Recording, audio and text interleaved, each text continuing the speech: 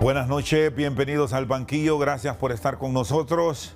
Vamos a revisar con nuestros invitados de hoy la situación económica y financiera del país, hacia dónde vamos, qué proyección se tiene a nivel de los entes privados que analizan la realidad fiscal de nuestro país en tema financiero, el presupuesto de la República. Ya pronto se va a enviar el nuevo proyecto de presupuesto al Congreso Nacional para el año fiscal 2027. Ya hablamos de una ejecutoria que ha sido armada y comparada por ejecutivos del actual gobierno.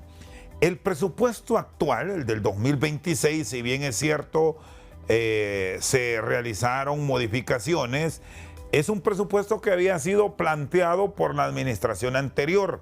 De ahí que podemos hablar de algunos procesos lentos dentro de la administración pública, pero ya a esta altura sí debemos tener una dinámica mucho mayor en varios aspectos puntuales que hoy vamos a analizar con nuestros invitados. Son dos destacados economistas del país, la licenciada Amparo Canales, que forma parte de la estructura de economistas del Foro Social para la Deuda Externa de nuestro país, catedrática universitaria, e Ismael Cepeda, también un destacado hombre de las finanzas en nuestro país a nivel privado. ¿Cómo estamos y para dónde vamos? Ya tendremos, licenciada Canales e Ismael, los hallazgos que presenta el FOSDE de estos primeros 7 meses. Pero lo primero que quiero abordarles es este retorno de Honduras al SEADI, que ya es un proceso que ha arrancado recién esta semana que iniciamos. ¿Qué beneficio nos trae? ¿Qué provecho puede sacar puntualmente nuestro país en un momento complicado para las finanzas con el retorno al SEADI? Buenas noches, licenciada Canales, bienvenida. Buenas noches, don Rosendo. Buenas noches, Ismael. Es un gusto siempre estar en este gustado programa. No hay duda de que el retorno de Honduras al SEADI es una apuesta para fortalecer esa relación que hay con la inversión extranjera. El ser parte de este mecanismo internacional es un arbitraje imparcial para solucionar conflictos entre empresas extranjeras y, en este caso, el gobierno de nuestro país. Se manda un mensaje positivo de fortalecer lo que es la seguridad jurídica, atraer inversión, mejorar lo que es la imagen de nuestro país. Y aquí, don Rosendo, lo que se le apuesta es a fortalecer la seguridad jurídica. Esto también es importante destacar que Honduras tiene activas 15 demandas que este es uno de los retos que tiene de la gestión exitosa que se haga de esas demandas, tener ese panorama claro, cuáles son las posibilidades de pérdida son mayores, que prime lo que es la parte conciliatoria y la defensa de aquellas donde pues se tienen argumentos sólidos para ganar las mismas. Esto creo que es una oportunidad en el país para poder atraer inversión. ¿Cuál es el mensaje y qué lecciones nos deja este proceso? El mensaje es el respeto. O sea, que haya seguridad jurídica, el respeto a la aplicación de la ley aquí es un desafío, es el fortalecer la institucionalidad que es la responsable de la aplicación de esta normativa. Aquí las expectativas son positivas, que es un punto para poder atraer inversión. Pero hay otros elementos importantes que se deben de considerar, que lo podemos abordar más adelante, como es el tema de la seguridad ciudadana, la prestación de servicios, la digitalización de los servicios, el tiempo en todo este proceso para montar una empresa, por ejemplo. Son desafíos que tenemos, pero este es un punto de partida sumamente importante. A nivel del gabinete económico, licenciado Ismael Cepeda, ¿cómo deberán plantearse el tema de la inversión para nuestro país, volvernos atractivos, alcanzar niveles que nos permitan competir? No hemos estado por muchos años llegando a inversión extranjera que supere los $1.000 millones. Eso ha sido noticia, hablar que hemos superado esta barrera. ¿Garantiza este retorno al CIADI inversión real para nuestro país, o cómo deberá abrir Honduras estas posibilidades? Buenas noches, sin duda es un placer estar con usted, Rosendo, y con la licenciada Amparo, y hablar de uno de los temas importantes, sobre todo esperando ciertos resultados. Y hemos hablado del CIADI, y es entonces que lo que se esperaría es que pueda revertir esa tendencia negativa de la inversión extranjera directa. Y para citar algunos datos, en el primer trimestre del 2026 solo recibimos alrededor de 213 millones de dólares. Con respecto al primer trimestre del 2025 recibimos 292 millones de dólares. En el 2024 recibimos más de 400 millones de dólares en el primer trimestre de cada año citado. Entonces, el impacto positivo que uno esperaría es uno de los factores importantes para lo que usted menciona, la atracción de inversión. No obstante, no es el único factor, no solo porque retornemos al CIADI es que va a llover la inversión extranjera directa. Es un elemento donde, ya lo ha explicado la licenciada Amparo, esperaría los inversionistas de diferentes países. Casualmente hay una mayor inversión, por ejemplo, de Colombia, hay una fuerte inversión de países como Bermudas, y Estados Unidos se ha ido retirando de a poco, sobre todo por esa colocar sus inversiones nuevamente en el país de origen, que es Estados Unidos. Esta renacionalización de los capitales pues también ha afectado enormemente a nivel internacional. Es entonces que el país compite con otros, no solo países de la región, sino también en estos tipos de factores que podríamos ir mencionando, desde la infraestructura, desde el tema del capital humano, entre otros. Bueno, aquí estamos hablando de suplir necesidades para los grandes mercados.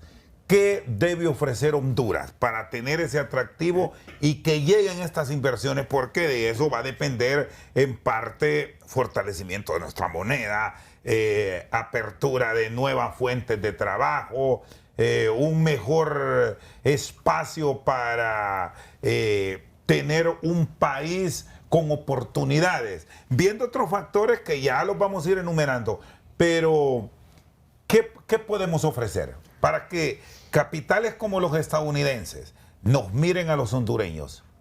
Bueno, en primer lugar yo diría que sin duda antes me gustaba mucho un informe que salía del Banco Mundial que se llamaba Haciendo Negocios, el Doing Business, que podía uno medir a nivel regional y mundial, por ejemplo, costos que tienen los inversionistas en instalar capitales, pero no solo el costo de producción, de los costos de energía, sino también en la tramitología que tenía los gobiernos, tanto en tiempo como en los mismos costos. Entonces, revirtiendo este estudio que se descontinúa alrededor del 2022-21, es eso, poder tener un gobierno eficiente y eficaz que pueda darle trámite tanto a licencias ambientales, tanto también a poder tener la seguridad jurídica, menores costos, menores tiempos, y es aquí donde va la apuesta de una u otra manera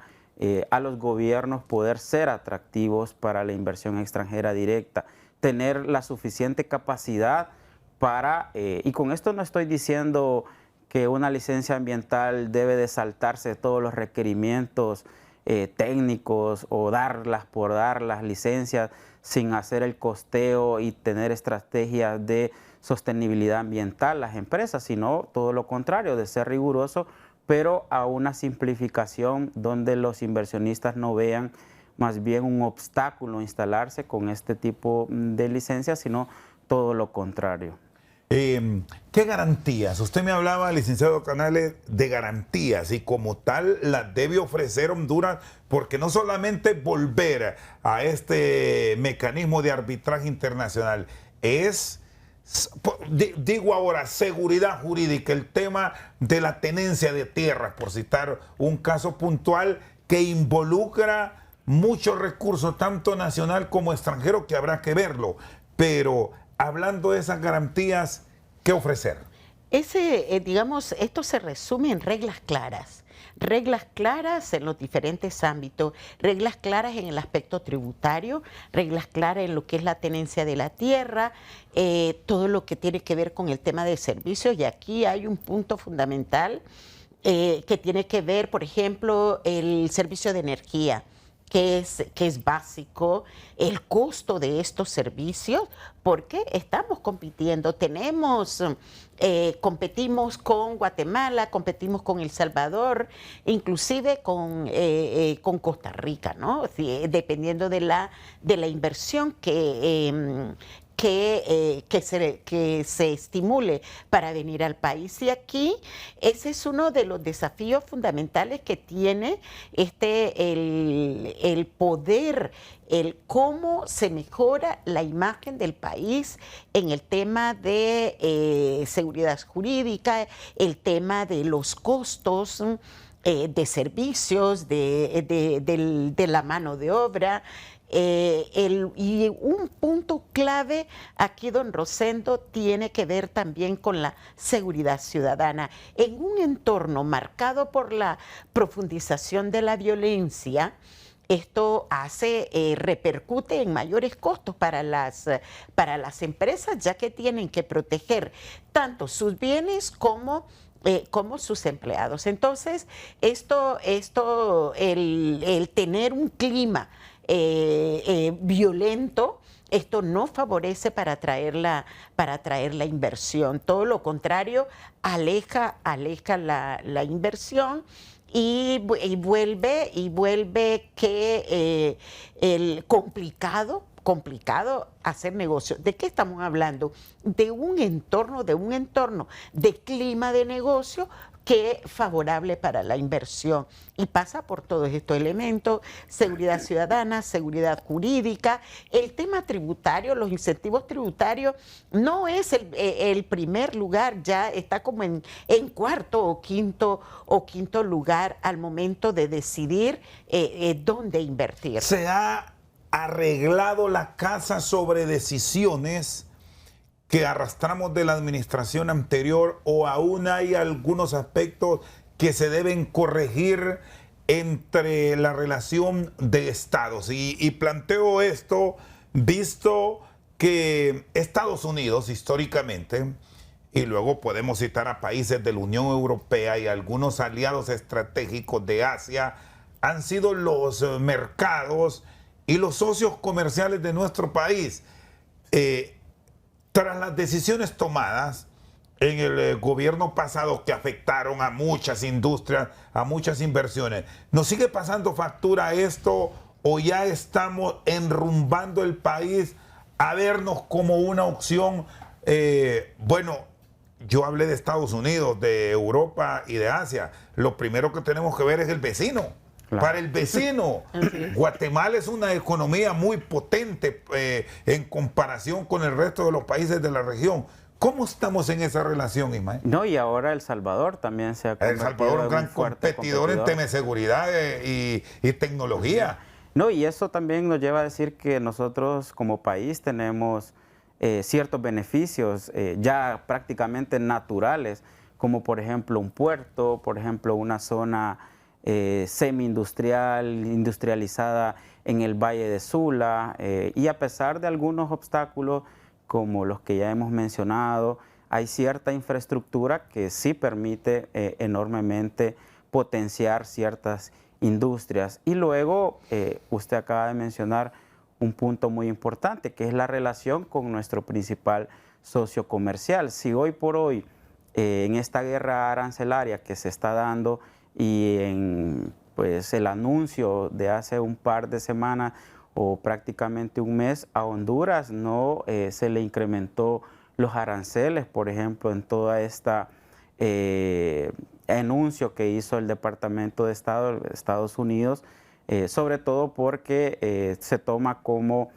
una competencia que podría generar desigualdades para algunos mercados, y por eso sectores como la maquila, la manufactura celebraron que aún a pesar de las adversidades se pudo mantener esos aranceles, y por eso también nuevamente tenemos ciertos beneficios que nos hace atractivos para esas inversiones. ¿Y esta coyuntura con el caso puntual de Estados Unidos advierte que no le hemos aprovechado bien? Yo diría que en este sentido sí, de una u otra manera, aunque esperaríamos un mejor lobby político para Honduras, como por ejemplo lo que sucedió en esta semana, la cancelación del TPS, entre otros, que tal vez no está directamente relacionado con el tema de hoy, pero sí va a haber un impacto económico, por ejemplo, de los 60,000 personas retornadas, que prácticamente desde el día lunes se comenzó a decir que si no retornaban por su voluntad, pues iban a ser deportados. Entonces, sí va a haber un impacto económico, y nuevamente, sí esperaríamos un mejor lobby de parte de Honduras, de sus instituciones como la Cancillería, como la Embajada, sobre todo por la apertura, entre comillas, que tuvo el presidente Narria Fura de viajar aún hasta la propia casa de Donald Trump en Mar-a-Lagos, y que pues hubo conversaciones directas, y que estos temas pues deben de ser de sumamente importancia para ambos países, porque nuevamente para Honduras esta relación con Estados Unidos, aunque a algunos les guste y a algunos no, es nuestro principal socio comercial. Nuestras exportaciones van alrededor del 45% e importamos un poco más del 50% de esos bienes y servicios. Y tendríamos que aprovecharla aún mejor para, nuevamente, si tenemos beneficios o casi naturales, el mercado estadounidense sigue siendo uno de los principales mercados de consumo, de producción, de las cadenas de valor importantes con China. Entonces aquí Honduras debe de seguir apostándole, aunque también está la otra mirada de amplificar pues, varias naciones. Ya lo hicimos con la Unión Europea, que tenemos un superávit en la balanza comercial, pero sí, Estados Unidos podríamos sacarle mayor provecho a pesar de estas dificultades. ¿Se puede sacar mucho más provecho del que hasta ahora hemos obtenido en esta relación con el presidente Trump, más allá de las determinaciones tomadas con el TPS o los permisos de trabajo para los hondureños? ¿Cómo potenciar esta relación? Por supuesto que es factible, pero no es tan de corto plazo. Una de las recomendaciones que diferentes analistas económicos hacen, que necesitamos reducir esa dependencia que tenemos y diversificar mercados, diversificar productos. Estamos dependiendo de los productos tradicionales, café, banano, camarón. Son productos que en un momento de una recesión pues no son prioritarios. En este caso es cómo fortalecemos, porque debemos de tener esa mirada interna, cómo fortalecemos nuestra economía, cómo se potencian, cómo aprovechamos el potencial que tenemos en el sector agrícola. Ya Ismael mencionaba las ventajas estratégicas que tenemos, 2 puertos, conexión con 2 puertos, la cercanía al mercado estadounidense hace que se vuelva atractivo, pero necesitamos diversificar el sector agroexportador y no tener esa dependencia aquí, porque dependemos de remesas, que el 95% vienen de Estados Unidos. Dependemos de las exportaciones de café, de camarón y de banano, que el total de las exportaciones se dan al mercado estadounidense. Entonces, ¿de qué manera se aprovechan todas estas reuniones que han ido a hacer ese lobby para atraer inversión? ¿Cuál es el ¿por qué no centrarnos en desarrollar donde tenemos oportunidades y donde hay oportunidades de generar empleo, como es el sector agrícola? No, y por eso también es importante haber mencionado del inicio el CIADI, porque también era una de esas condiciones que Estados Unidos coloca para que seamos atractivos a esas inversiones. Bueno, y aquí hay otro punto. Vamos a ir a la pausa para seguirlo analizando con nuestros invitados de hoy, Ismael Cepeda y Amparo Canales. Es cómo también cambiarle chip al hondureño, porque estamos muy, pero muy dependientes. Gran parte de nuestra economía hoy día se sostiene con esas remesas que van a bajar. Hemos tenido un boom que puede resultar ficticio porque muchos capitales salieron más allá de lo normal. Y por eso el año pasado creo que estuvimos en más de 12 mil millones de dólares. Eso va a tener sus repercusiones pronto. ¿Cómo cambiar la mentalidad del hondureño? Lo revisamos después de la pausa. Seguimos esta noche al banquillo con nuestros invitados de hoy, Amparo Canales e Ismael Cepeda. Hablamos de cambiar esa mentalidad del hondureño. Planteábamos el volver al campo, ahí hay una gran riqueza. El problema es que nos estamos aislando. Una gran cantidad de familias hondureñas solo están pendientes de la remesa que llega de los Estados Unidos o algunas veces del Reino de España, aunque en menor cantidad, y no tenemos un control de la inversión, y eso no va a ser permanente. ¿Por qué hemos fallado tanto? Es un dinero particular, es de Ismael, es de Amparo, es mío, pero en algo hemos fallado o no, para volvernos más productivos y mejores inversionistas, licenciada Canales. Este tiene que ver con el tema de educación financiera.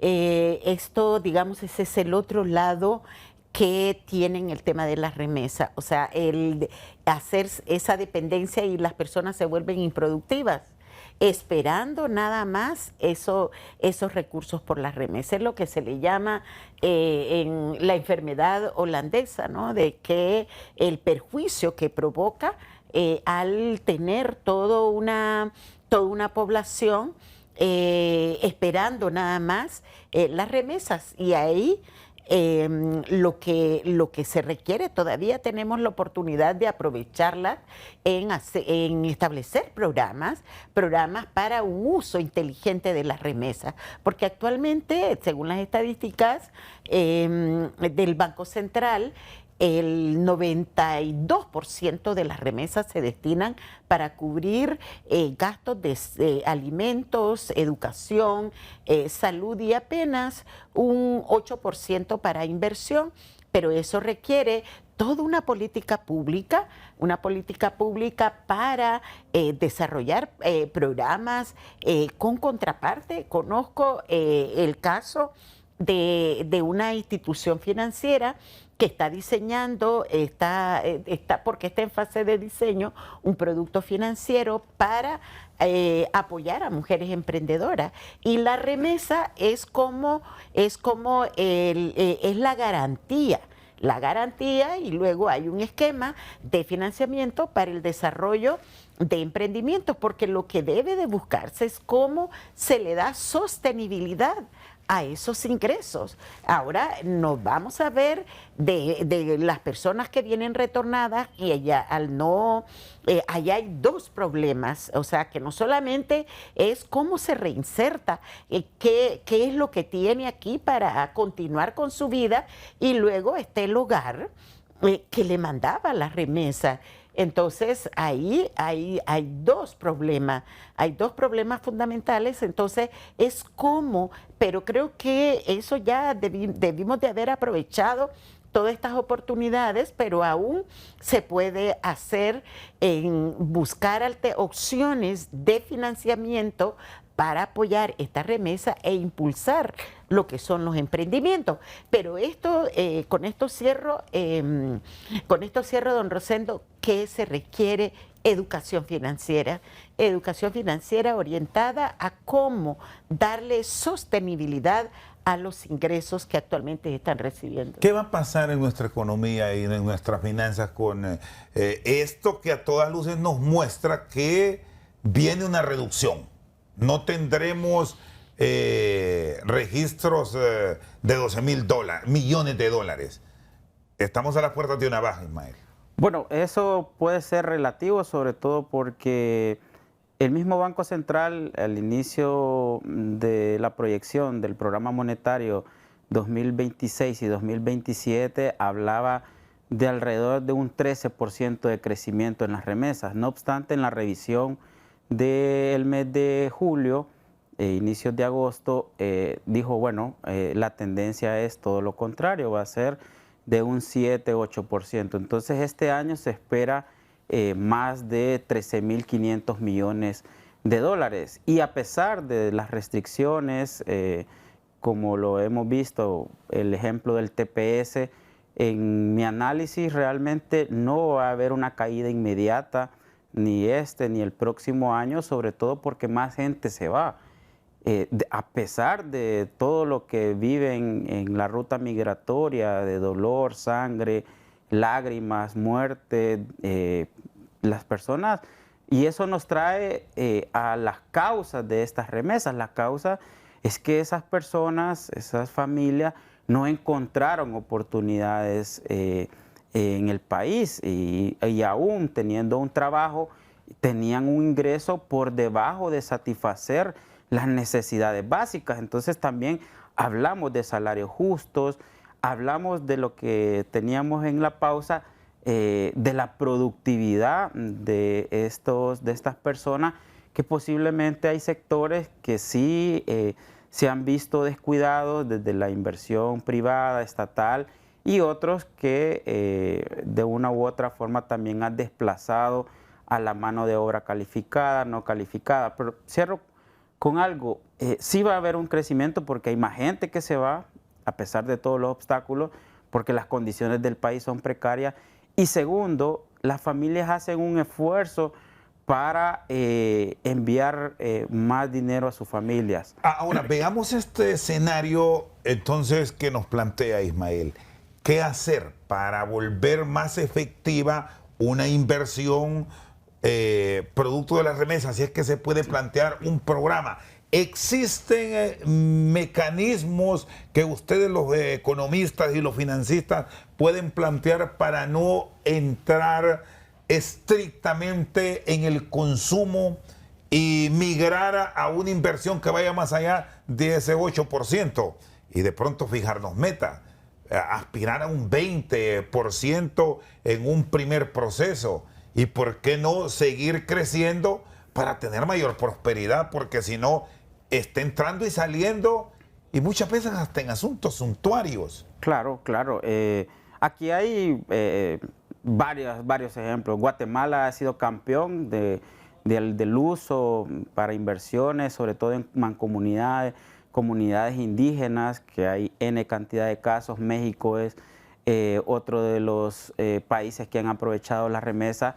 Honduras, aunque no han sido tan publicitados algunos de programas privados, desde, por ejemplo, residenciales, que el migrante paga la cuota en Estados Unidos y pues su familia vive ya en una casa propia. La inversión en construcción, que es alta a pesar de ser muy limitado el recurso que destina para bienes y raíces. Y también el tema de negocios. En Occidente hay varios casos importantes que pues se mantiene a través del envío de remesas, pero también de productos que vienen de Estados Unidos y pues la familia recibe pues esos productos y los revende acá. Pero yo quiero tal vez no contradecir esta mirada de que la gente se vuelve improductiva. Recordemos que los que se van son los jefes de familia, son las edades que pueden, que son productivas, es decir, quienes quedan en el hogar son las edades extremos, la mamá, el abuelo, que de remate, como diríamos popularmente, le toca cuidar al nieto porque el que se fue es ese varón, esa mujer que no encontró oportunidades y tuvo que emigrar. Entonces, las edades, uno ve cuando quienes reciben la remesa en la encuesta que tiene el Banco Central. Entonces, más del 40% son las madres y los padres y después los hijos. Y por ende, el gasto que se hace en los hogares tiene para cubrir pues, las necesidades básicas como alimentos, como medicamentos, como hasta eventualidades que usted menciona que no son tan suntuarias, pero un cumpleaños o una emergencia. Entonces, no hay que satanizar a la familia porque el 90% va a consumo, porque son las edades extremas. Y creo que eso también hay que decirlo porque si no estaríamos redundando que los 12.000 millones de dólares tiene que entrar a la economía para invertir, pero entra a manera de consumo, más bien esos 12.000 millones de dólares sostienen la economía porque esa persona que compra frijoles o esa familia que compra frijoles, huevo, compra arroz, compra zapatos, compra los uniformes de los niños, por ejemplo, en los frijoles, le cae al productor ese dinero, viene, produce, valga la redundancia, tiene empleados, etcétera, los huevos, los gallineros, etcétera. Entonces, más bien la economía está siendo sostenida y por eso la preocupación de que un día caigan porque nos estamos volviendo desde el aspecto del consumo esa dependencia a las remesas. ¿Se puede aprovechar esta coyuntura que da ahora mismo esta encuesta de hogares, que por cierto ha generado polémica? El censo. El censo, que le está preguntando puntualmente al hondureño sobre muchos aspectos para adaptarlo a un modelo efectivo de país, licenciada Canales? No hay duda que el censo es, necesitamos saber cuántos somos, qué hacemos, dónde estamos y tiene información valiosa justamente para la elaboración de políticas públicas, donde se requiere construir una escuela, un centro de salud, etcétera. Y esto es sumamente, no debe de, es una herramienta el censo, no debe de politizarse este instrumento, todo lo contrario, debemos de abrir las puertas para brindar la información que nos diga, que oriente las políticas públicas y ahí vamos a saber cuántos hogares reciben remesas, el tema de hasta el cuidado, quiénes están, cuántos niños, cuántas personas adultas mayores. Es una riqueza de información que luego que esto finalice debe de aprovecharse, debe de servir para la toma de decisiones. Yo quisiera agregar un elemento a este tema de las remesas. A partir del 20 de julio de este año, se le dio instrucción a las instituciones financieras en Estados Unidos que para enviar remesas, las personas que no tengan ese estatus, no estén legales, no van a poder hacerlos, van a ser identificadas como transacciones riesgosas. Por lo tanto, ese se suma, es un obstáculo que tienen tienen actualmente para enviar remesas y van a hacerlo, van a buscar otros métodos alternativos. De ahí la importancia que el sistema financiero nuestro también innove en ese punto y permite, conozco de personas que viven en Estados Unidos y ellos depositan directamente a sus cuentas aquí en el país o remiten las remesas directamente a una cuenta, porque está a partir, eso fue en mayo, el 19 de mayo, y le dieron 60 días al sistema financiero para notificar eso, porque ahora le piden como un registro de único, que eso lo tienen nada más las personas que son residentes o son ciudadanos con un estatus legal migratorio para poder hacer ese tipo de transacciones. Entonces, este es un obstáculo más para que nuestros compatriotas envíen las remesas. Posiblemente van a buscar otros métodos o buscan una persona que les haga la transacción o a través de otro como los viajeros, ¿no? Pero estos corren el riesgo de mayores costos o pérdida del dinero. Muy bien, hago la pausa, luego vamos a revisar con nuestros invitados de hoy un análisis que ha hecho el Foro Social para la Deuda Externa de nuestro país. Se plantean retos en muchas dependencias del Estado, una de ellas, por supuesto, es la ANE. Ya tendremos este análisis. Seguimos esta noche al banquillo. Antes de presentar este informe del FOSDE, que nos interesa revisarlo con los economistas invitados que han formado parte de la estructura. Ismael, ¿quería agregar algo del censo? Sí, y todo está relacionado, porque al final, como menciona la licenciada Amparo, pues es una información valiosa, porque saber cuántos ciudadanos y ciudadanas, cuánta población tiene un país, y en este sentido uno, por eso los organismos internacionales mandan a que mínimo debe tener un 10 años de realización. En cambio, el gobierno anterior pues no lo hizo y ha trasladado prácticamente un problema al nuevo gobierno. Claro, el gobierno también actual, pienso que los timings, los tiempos no eran para hacerlo en este momento. Sabemos de que tal vez por la actualización, por ejemplo, de cartografía, necesitaban hacerlo, pero la legitimidad que hoy tiene el gobierno es tan baja que por eso cada empleado del INE que va a censar se ha encontrado un gran problema en cada casa, y no digamos con el tema energético, que eso nos va a conectar más adelante, porque con toda esta reforma, la población está con una perspectiva de la privatización y el censo llega y le toma foto a su contador, pues por eso tienen hoy por hoy, y según las autoridades, un rechazo del 20%, que eso ya es alarmante para el levantamiento de un censo. Bueno, es un punto interesante. Se han hecho planteamientos por parte del Foro Social de la Deuda Externa a propósito de muchos temas relacionados incluso con lo social. A ver si nos proyecta producción este informe que se ha presentado. Si lo tenemos, no, vámonos directamente a donde están los planteamientos de varios. Aquí nos vamos a quedar. Este es el panorama macroeconómico de nuestro país en primera instancia, el panorama social que justamente lo enfocamos en esa ayuda, en ese respaldo que el Estado acostumbró al ciudadano. ¿Cómo volverlo efectivo? Porque aquí hay un traslado de recursos a diferentes programas que hay que ver cómo se mantienen en el tiempo y bajo qué condiciones y qué proyectos.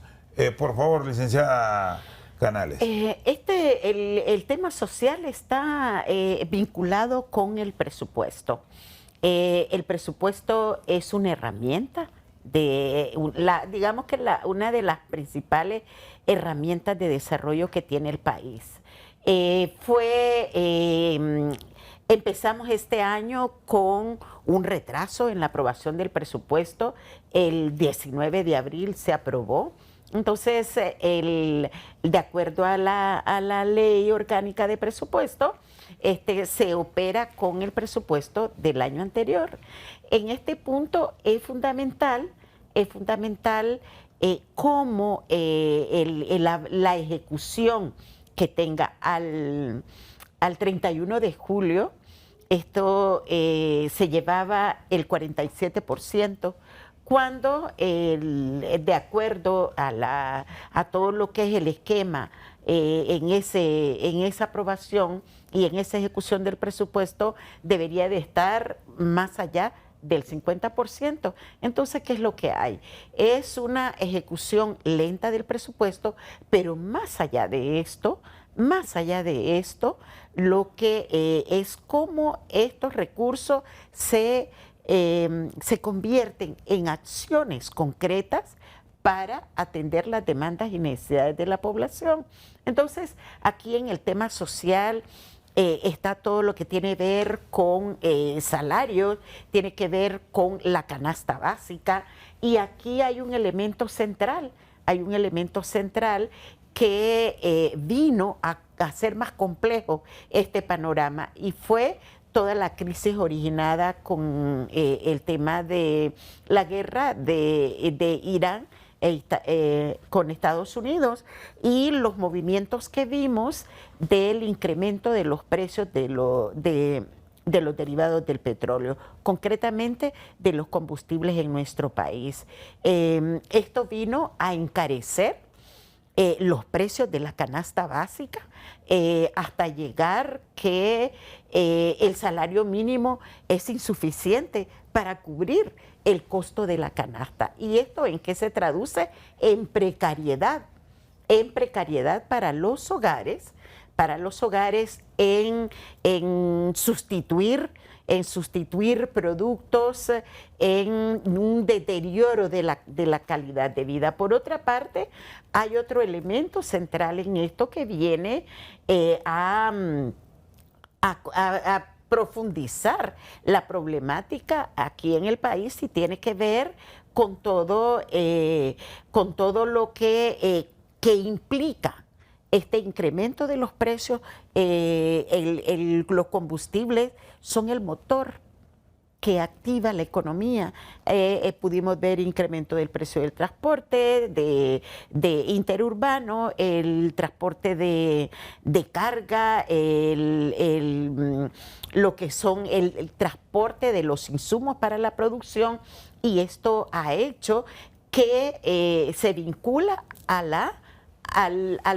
la presión inflacionaria. Estamos viviendo, y con esto puedo cerrar esta parte, lo que ha hecho que actualmente tengamos una de las inflaciones más altas que hemos tenido en los últimos años. En mayo cerró a 6,03, en junio a 5,83 y ahora en julio a 5,58. Una inflación mucho por arriba del rango estimado por el programa monetario, que era entre 4 y 5. Pero ¿en qué se traduce esto, don Rosendo? El incremento de los precios reduce la capacidad de consumo de la población. O sea, tenemos menos dinero para comprar los mismos productos. Entonces, lo que queda a los hogares es reducir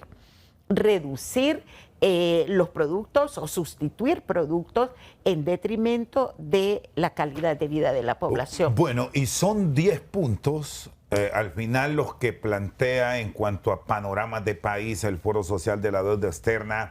Hay elementos claves, está el electoral que va a implicar una reforma, y aquí el tema de tiempos va a ser fundamental, porque esta reforma que implica mayoría calificada, por lo tanto hay que ratificarlo en el próximo periodo legislativo, me refiero a años. Es decir, si se aprueba este año, hay que ratificarlo el próximo año. Esto debe tener una prioridad, porque no hay que dejar que esto corra a años donde ya la población va a votar. Quedémonos con ese panorama legislativo, porque ahí lo resumimos tanto el tema uno, dos, bueno, todos pasan por el legislativo. ¿Cómo encontrar una armonía sin que lo político se meta en la discusión? Y lo podemos ver con el tema energético. ¿Hace cuánto tiempo no debió entrarse a la discusión puntual de la ley? Pero como lo metemos a político, ¿cómo encontrar rutas de diálogo efectivo en el Congreso, Ismael? Bueno, el claro ejemplo del levantamiento del censo, al no tener la suficiente legitimidad del gobierno, la población ha rechazado enormemente instrumentos tan importantes como un censo. Y por eso, y usted lo menciona, Rosendo, es, bueno, cómo los procesos electorales renuevan o retoman o por lo menos fortalecen alguna legitimidad para el próximo gobierno. Y bueno, esto tiene que ver no solo con unas elecciones limpias, transparentes, participativas, sino que la institucionalidad opere de la mejor manera.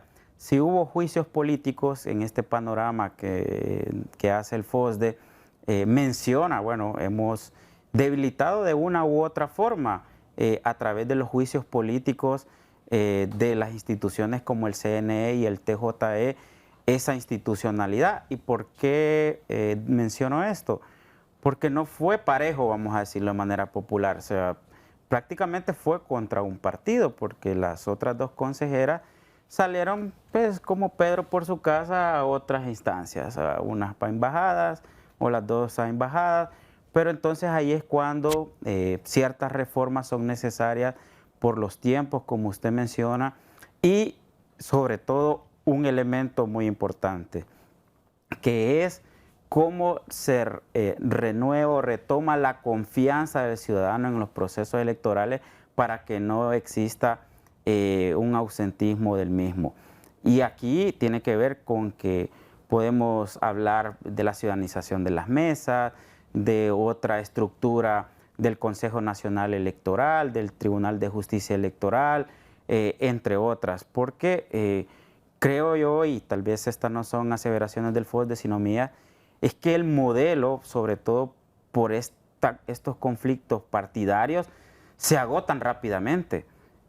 Nuestro país pareciera, y aún si nos vamos a en algunas situaciones o leyes o normativas aprobadas últimamente, como, no sé, una estructura del Ministerio Público, que con 3 partidos ya estaba como la necesidad de poner 2 fiscales adjuntos, porque el tercer partido que quedó en lo electoral, en tercero en votación, en el 2021, perdón, no quería la dirección de fiscales, porque dice, bueno, si el fiscal general y el fiscal adjunto manda para las investigaciones para otra dirección, ya el director de fiscales no iba a tener cierta relevancia. Entonces, ¿qué quiero decir con este pequeño ejemplo? Que se agotan tan rápido estos tipos de mecanismos, de modelos, que aún hoy el Consejo Nacional Electoral necesita reflexionar si ese tripartito, que no solo son los consejeros, son los directores, son los de compras, son el de dirección electoral, todos se reparten por 3.